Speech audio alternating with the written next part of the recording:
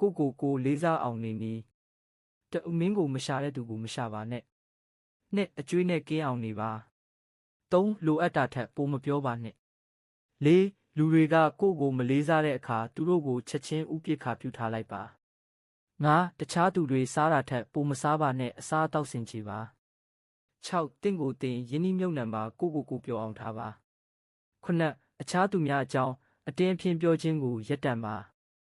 8စကားမပြောခင်စဉ်းစားပါလူတွေကမင်းကိုဘလောက်တန်ဖိုးထားတယ်ဆိုတာ80ကမင်းပါဇက်ကထွက်လာတဲ့စကားလုံးလေတံတွေပါ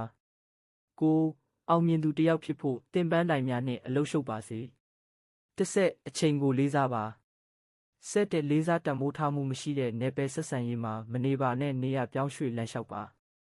12တင့်ကိုတင်ပတ်စံသုံးတက်ဖို့အရင်တင်ယူပါဒါမှလူတွေကမင်းကိုအသုံးပြုဖို့တင်ယူလိမ့်မယ်13ဂိမ်းစော့နေမဲ့အစားစာဖတ်ခြင်းဖြင့်ကိုယ်အရေးချင်းတွေမြင့်တင်ပါ14လက်ခံသူထက်ပိုပြီးပေးကမ်းသူဖြစ်ပါစေ15မဖိတ်ခေါ်တဲ့နေရာကိုမသွားပါနဲ့ဖိတ်ကြားသောအခါတွင်တင်ဤကြိုဆိုမှုကိုလွန်ကဲစွာမပြုပါနဲ့16လူတွေကိုသူတို့နဲ့ထိုက်တန်တဲ့ပုံစံအတိုင်းဆက်ဆံပါ18မိမိသားစုကိုအချိန်ပေးနေတာကလွယ်ရင်တခြားသူတွေအတွက်အချိန်မဖြုံးလိုက်နဲ့18ကိုလုပ်တဲ့အရာကိုကောင်းကောင်းလုပ်ပါမင်းဖြစ်ချင်တဲ့ဆန္ဒအကောင်းဆုံးဖြစ်ပါစေ